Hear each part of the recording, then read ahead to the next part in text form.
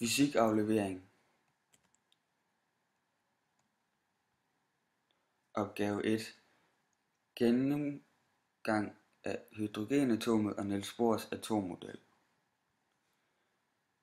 Hydrogenatomet består af en kerne med 1 proton og henholdsvis 1, 0 eller 2 neutroner. Hydrogenatomet har 1 elektron i inderste skal. Hydrogenatomet står i hovedgruppe 1. Niels Bohrs atommodel. Ifølge Niels Bohrs atommodel består hydrogenatomet af uendelig mange skaller. Hver af kugleskallerne har en bestemt energi. Den energi måles i elektronvolt.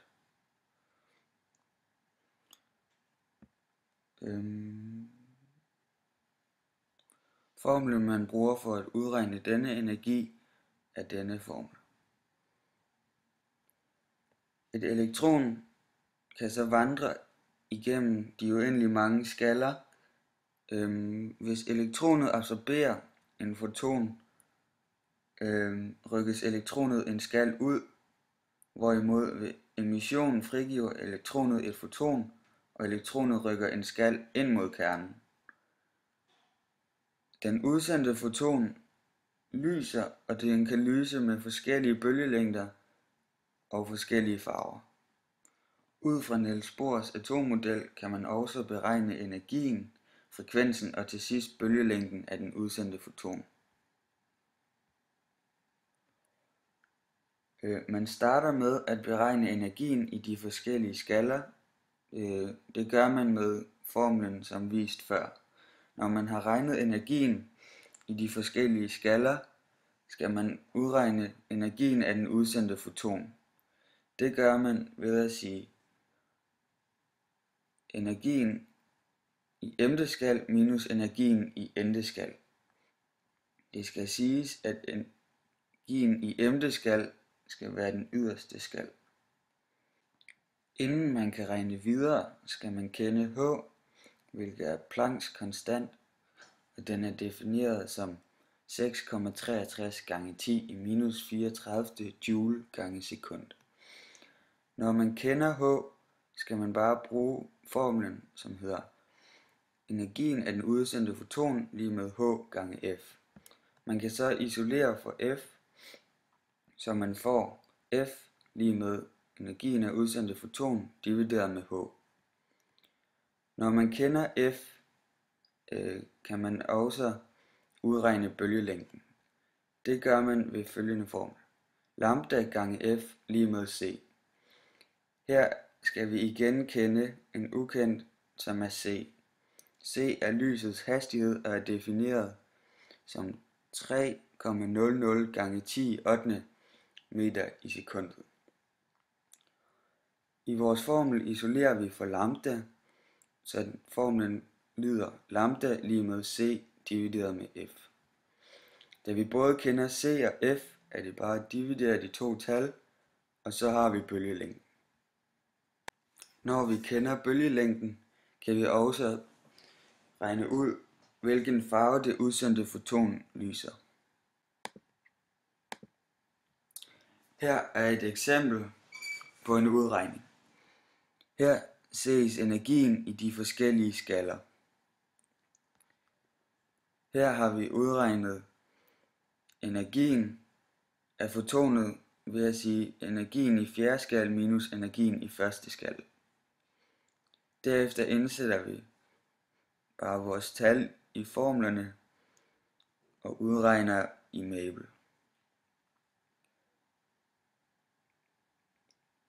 Man kan se, at vi til sidst ender med en bølgelængde på 9,73 gange 10 minus 8 meter, hvilket svarer til en bølgelængde på 97 nanometer.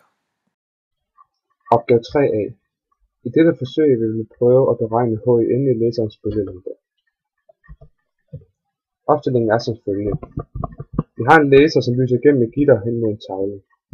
Gitteret gør, at lyset bliver spaltet i forskellige retninger.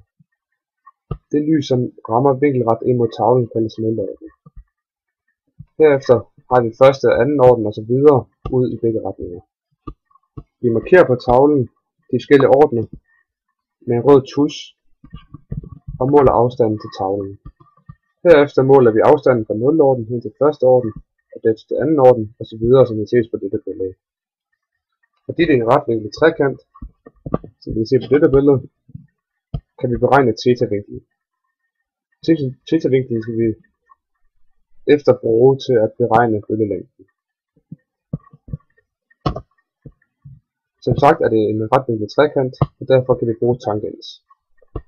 I dette eksempel har vi brugt tangens til at beregne vinklen til orden nummer 6. Vi indsætter blot længden fra 0 orden hen til 6. orden, som er 93,75 cm. Herefter dividerer vi med 228,5 cm, da det var afstanden hen til tavlen. Vi kan se, at vores θ-vinkel er beregnet her og her til 22,31. På samme måde beregner vi alle de andre θ-vinkler. Nu har vi alt, vi skal bruge for at beregne bølgelængden. Vi mangler dog en konstant. Dette er Gill-konstanten. Da der er 100 streger eller 100 spalteåbninger per millimeter i det gitter, vi kigger igennem, må Gill-konstanten altså være 1 delt med 100 mm. Herefter bruger vi gitterformlen til at beregne bølgelængden. Vi kan se, at vi omskriver den, så vi får lambda til at stå alene, fordi det er det, vi gerne vil udregne. Nu indsætter vi blot tallene fra vores forsøg og udregner derefter bølgelængden. Dette gør vi for alle de forskellige ordener, og til sidst regner vi gennemsnittet ud. Dette skal vi efterhånden bruge. Til sidst kigger vi på vores gennemsnitsværdi. Vores gennemsnitsværdi blev 636 nanometer. Dette er ret flot af dette forsøg, da den teoretiske værdi er 632,8 nanometer. Den procentvise afvigelse er blot 0,5%. Dette er rigtig flot, da vi målte de forskellige længder med et sølle målebånd. Opgave 3b. I dette forsøg vil vi kigge på hydrogenspektret. Princippet i opstillingen er den samme som før, men der er dog nogle få ændringer. Før havde vi en laser bag gitteret, nu har vi en hydrogenlampe foran gitteret. Da laseren før lyste igennem gitteret, kunne vi se lyset blive spredt på tavlen. Nu kan farverne eller de forskellige ordener kun ses ved at markere igennem gitteret. Dette gør, at man er nødt til at være to om at måle de forskellige ordener. Selv for en tavle har vi nu et målebånd. Dette kommer til at hjælpe os senere. Vi samarbejder 2 og 2. Den ene kigger gennem gitteret og kan se de forskellige farver på målebåndet. Dette forsøg er der 3 farver for hver orden.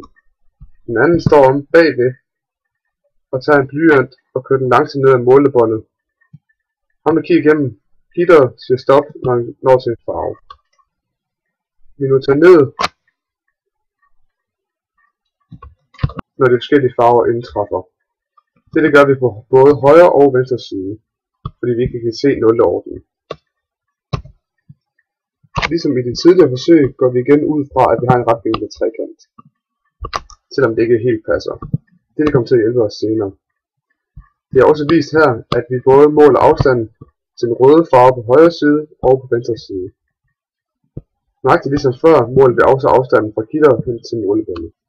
For at beregne længden fra 0. orden ud til de forskellige farver, henholdsvis blå, grøn og rød, tager vi blot de 2 målinger og minuser med hinanden, og derefter dividerer med 2. På samme måde som før bruger vi tangens til at beregne θ-vinklerne.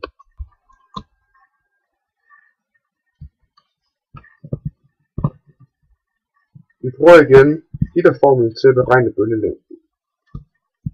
I dette forsøg brugte vi dog et andet gitter, så Gill-konstanten er ikke det samme. Nu er den en 600-del af en millimeter. Men på samme måde som før, sætter vi blot tallene ind og udregner de 3 forskellige farver. Til sidst skal vi kigge på resultaterne. Vi kan se efter denne tabel, at vores resultater ikke er ramt helt rigtigt. Der er dog også nogle svære målinger i dette forsøg. Men vi kan se, at henholdsvis den røde og den blå farve passer nogenlunde. Den grønne farve passer dog ikke helt.